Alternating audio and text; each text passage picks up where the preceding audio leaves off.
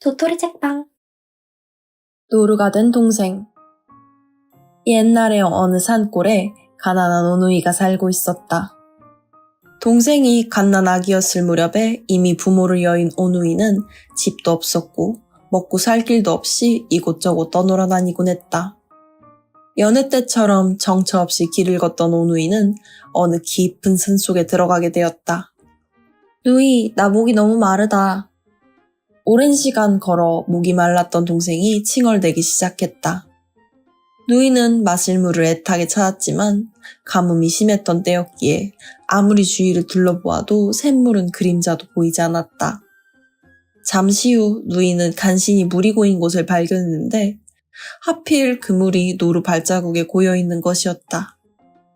예로부터 짐승 발자국에 고인 물을 마시면 그 짐승으로 변하게 된다고 했는데 그런 누이가 생각에 잠긴 사이 목마름을 참지 못했던 동생은 노루 발자국에 고인 물을 벌컥 마셔버렸다. 그러자 순간 동생의 입이 뾰족하게 튀어나오고 피부에는 짧은 털이 수북하게 덮이더니 손과 발에는 뭉툭한 발굽이 생기는 것이 아닌가? 이윽고 동생은 한 마리의 노루로 변하고 말았다. 세상에 동생아, 이를 어째. 누이는 노루가 된 동생을 끌어안고 슬피 울었다. 그때 마침 사냥을 나온 원님이 산속을 지나가다 웬 여자 울음소리에 그곳에 가보았다. 원님은 노루를 목에 끌어안은 누이를 보고 이상하게 여겨 물었다. 이보시오, 어찌 노루를 붙들고 그리 서럽게 울고 있소? 제 하나뿐인 동생이 노루 발자국에 괸 물을 마시고 노루가 되어버렸답니다. 일찍이 부모를 여의어 서로 의지하며 살아왔는데 어찌하면 좋단 말입니까? 누이의 얼굴이 아름다운 데다 사정이 딱하기도 하여 원님은 누이와 노루 동생을 데리고 산에서 내려왔다. 그렇게 며칠을 함께 지내며 누이에게 첫눈에 반한 원님은 누이를 아내로 삼고 노루 동생과 함께 지낼 수 있도록 집 마당에 작은 우리도 만들어 주었다. 누이는 노루 동생을 잘 씻기고 먹이며 극진히 보살폈다. 그러던 어느 날 원님이 옆마을에 볼 일이 있어 잠시 길을 떠나게 되었다. 원님은 집을 나서며 누이에게 신신당부를 했다. 내가 없는 동안 아무도 집에 들여서는 안 돼요. 원님이 떠나고 며칠이 흘렀는데 웬 남루한 차림의 노파가 집 대문을 두드렸다.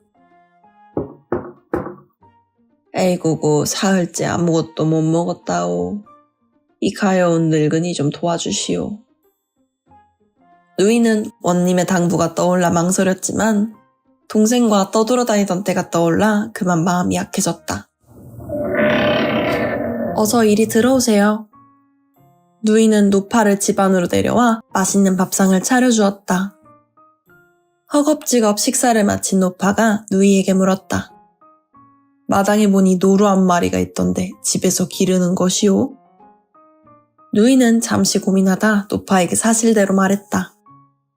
아, 사실 그 노루는 제 남동생이에요.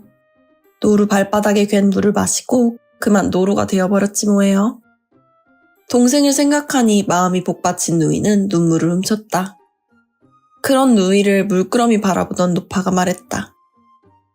내 남동생을 사람으로 되돌릴 방법을 알고 있소.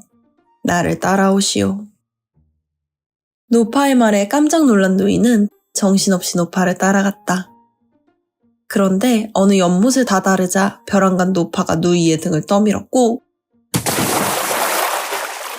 누이는 연못 속으로 풍덩 가라앉아 버렸다. 호호호, 어리석은 것.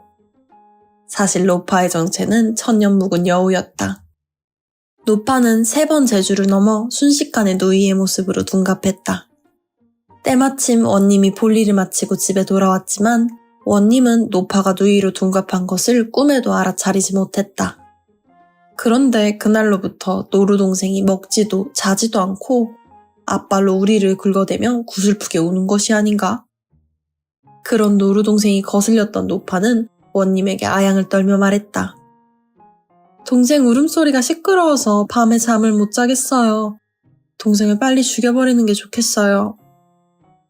그렇게나 아끼던 동생을 죽여달란 말에 원님은 깜짝 놀랐다. 아니 그게 무슨 말이오? 당신이 그렇게나 애지중지했던 동생이지 않소.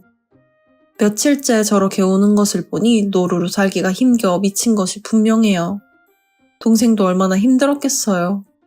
계속 저렇게 사느니 차라리 죽는 것이 낫지요. 노파가 계속해서 노루 동생을 당장 죽이자며 우기자 원님은 영 내키지 않았지만 결국 부인의 말을 따르기로 했다.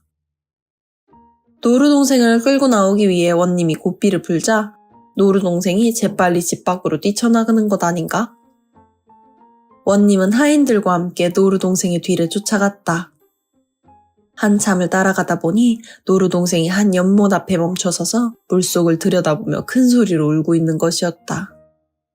그 모습을 이상하게 여긴 원님이 하인들에게 명령했다. 이봐라, 이 연못의 물을 전부 퍼내어라. 하인들이 연못의 물을 다 퍼내자 바닥에 가라앉은 누이의 시신이 드러났다. 그러나 신기하게도 누이는 마치 깊은 잠에 든 듯 다소곳이 눈을 감고 살아있을 때처럼 고운 얼굴을 하고 있었다. 노루 동생은 누이의 얼굴에 볼을 비비며 마구 울었다. 동생이 눈물이 누이에게 닿자 놀랍게도 누이가 부스스 눈을 뜨는 것이었다. 누이! 노루 동생은 너무 기쁜 나머지 자기도 모르게 사람의 말로 소리를 질렀다. 말문이 트인 탓인지 동생도 어느새 사람으로 돌아와 있었다. 오누이는 서로 얼싸안고 한참 동안 기쁨의 눈물을 흘렸다. 그 모습을 멀리 나무 뒤에 숨어 보고 있던 노파는 여우의 모습으로 재빠르게 달아나기 시작했다. 낌새를 알아차린 원님이 얼른 활을 빼서 여우를 쏘았고 화살에 맞은 여우는 그대로 고꾸라져서 죽었다.